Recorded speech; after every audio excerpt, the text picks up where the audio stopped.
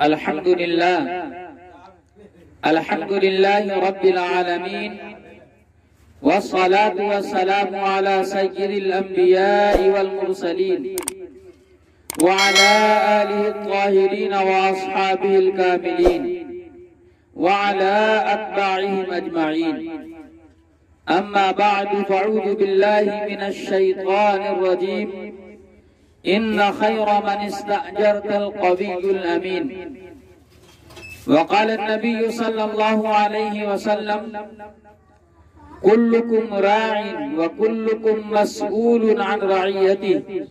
او كما قال علیہ الصلاۃ والسلام. بزرگان محترم، اسلام میں سیاست کا جو مقام ہے، دین و مذہب میں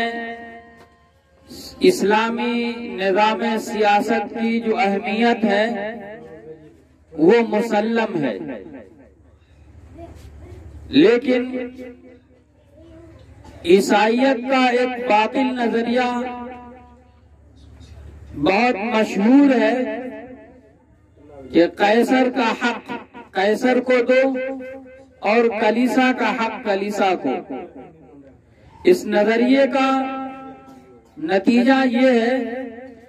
کہ دین سے سیاست کا کوئی تعلق نہیں ہے.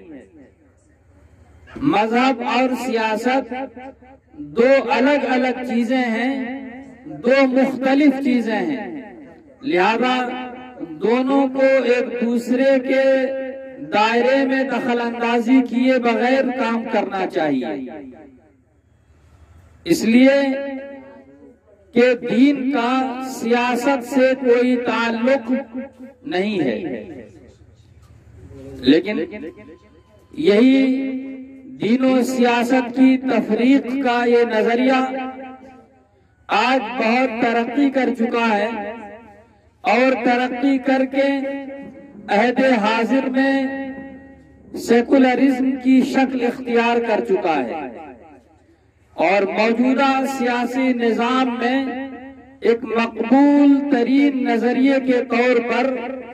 سمجھا جا رہا ہے.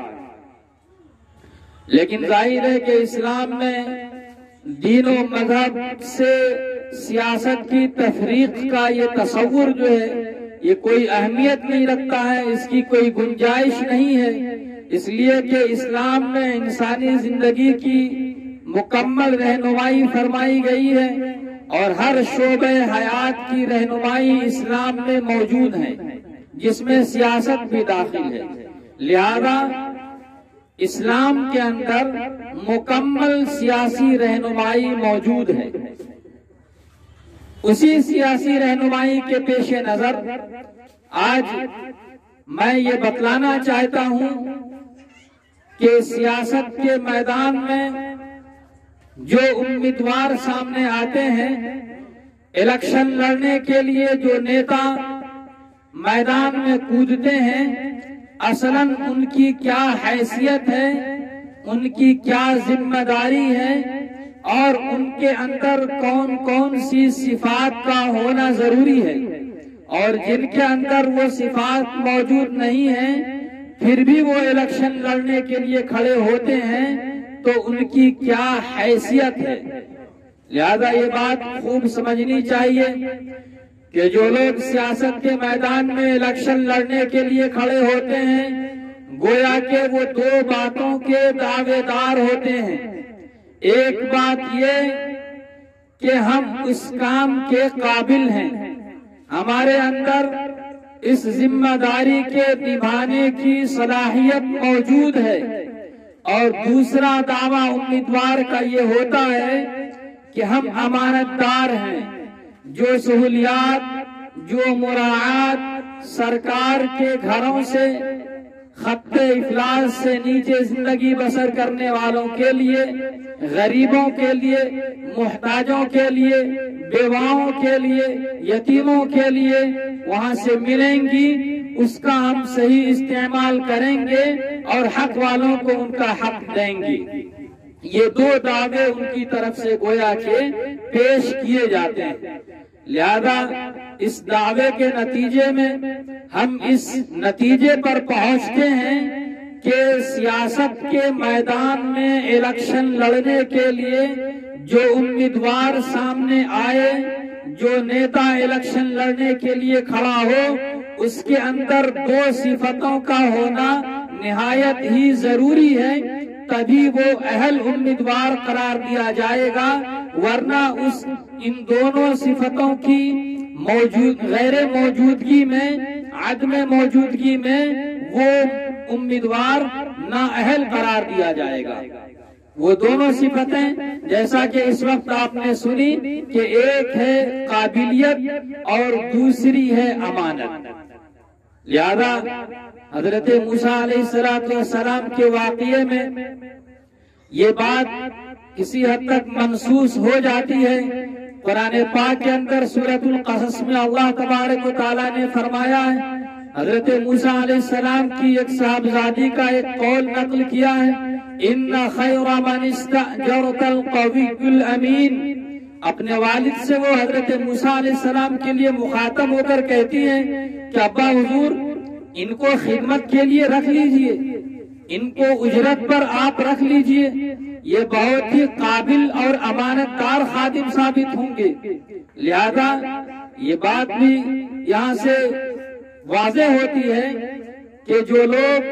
قومی خدمت کے جذبے سے سامنے آتے ہیں وہ گویا کہ قوم کی رہنمائی کے قابل ہوتے ہیں۔ حضور اکرم صلی اللہ علیہ وسلم نے ایک حدیث میں فرمایا، سید القوم خادمہم، کہ جو قوم کا خادم ہوتا ہے، خدمت گزار ہوتا ہے، اس کے لیے سہولیات فراہم کرتا ہے، اس کے دکھوں میں کام آتا ہے، اس کے خوشیوں میں شریک ہوتا ہے، جو ہر لمحہ قوم کا خیال کرتا ہے، وہی خادم اصلاً اپنی قوم کا سردار ہوتا ہے۔ لہذا یہ جذبہ ہمارے امیدواروں کے اندر ہونا چاہیے، یہ فکر ان کے اندر ہونی چاہیے کہ ہم اپنے ذاتی مفاد کے لیے الیکشن نہیں لڑ رہے ہیں، بلکہ ہمارے پیش نظر قومی مفاد ہے۔ لہذا قومی مفاد کے جذبے سے ہم کو الیکشن کے میدان میں آنا چاہیے۔ اس لیے یہ بات خوب اچھی طرح سے سن لینی چاہیے، بلکہ دل میں گرہ کر لینا چاہیے کہ جو امیدوار ان دونوں صفتوں سے خالی ہیں، اور موجودہ وقت میں یہ بات عام ہے، بہت مشکل سے بعض بلکہ خال امیدوار ہوں گے جن کے اندر یہ دونوں صفتیں موجود ہوں گی، لیکن اس کے باوجود لوگ الیکشن لڑنے کے لیے میدان میں سامنے آتے ہیں اور جھوٹے دعوے پیش کرتے ہیں۔ ظاہر ہے کہ ہندوستانی قوانین کی اگر بات کی جائے تو ہندوستانی قانون میں تو اتنی وسعت ہے کہ بس جس شخص کا نام الیکشن کمیشن کی طرف سے جاری کردہ ووٹر لسٹ میں ہے وہ الیکشن لڑ سکتا ہے، چونکہ وہ ہندوستانی شہری ہے۔ اس لیے یہ بات نتیجے کے طور پر کہی جا سکتی ہے کہ ہندوستانی قوانین کے پیش نظر شرابی ہو، کبابی ہو، جواری ہو، چور ہو، ڈکیت ہو، ڈاکو ہو، کوئی بھی ہو، وہ کتنا سے کتنا بڑا کرپٹ ہو، رشوت خور ہو، جوئے باز ہو، قمار باز ہو، قوم کو بیچ کھانے والا ہو، وہ بھی الیکشن لڑ سکتا ہے۔ لیکن ہم چونکہ مسلمان ہیں، اللہ اور اس کے رسول صلی اللہ علیہ وسلم پر ہمارا ایمان ہے، اس لیے ہم ہر چیز کو اسلامی نقطہ نظر سے دیکھیں گے۔ اس لیے اسلامی نقطہ نظر سے دیکھنے کے بعد یہ بات ہم کو دل میں گرا کر لینی چاہیے کہ اگر ہمارے اندر قابلیت اور امانت یہ دونوں صفت موجود نہیں ہے تو ہم کو الیکشن کے میدان میں کھڑے ہونے کی کوئی ضرورت نہیں ہے۔ اس کے باوجود بھی جو نیتا،